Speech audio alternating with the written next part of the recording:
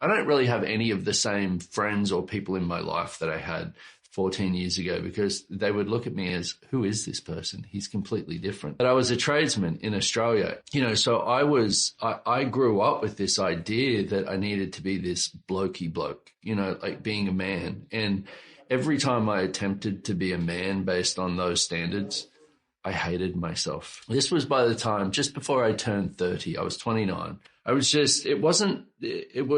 miserable in my life, but I also didn't like who I'd become. And I couldn't seem to find any joy. I couldn't seem to find anything that really lit my world up anymore.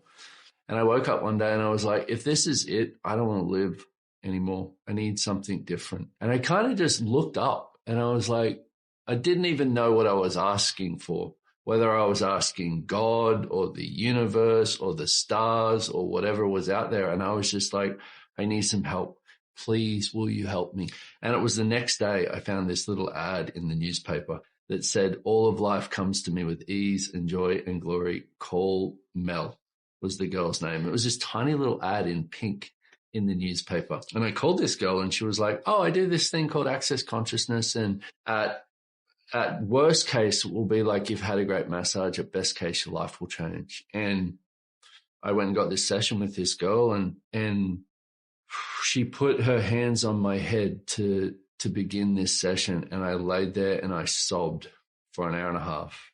And I just cried and cried and cried and cried. And it was like every judgment that I had of me, every wall that I had up around me just started to crumble. After this session, I remember leaving she had this little clinic, this little room. And I left this room and I went and sat in my car and I sat there for like 10 minutes just going, what just happened? And I didn't hate myself.